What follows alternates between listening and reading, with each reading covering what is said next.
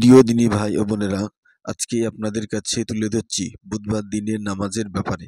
অর্থাৎ বুধবার দিনের নামাজ কত রাকাত, কিভাবে পড়তে হবে, কোন কোন সূরা দিয়ে পড়তে হবে এবং এই নামাজের ফজিলাত কি, পুরো বিষয়টি জানার জন্য ভিডিওটি শেষ পর্যন্ত দেখতে থাকুন।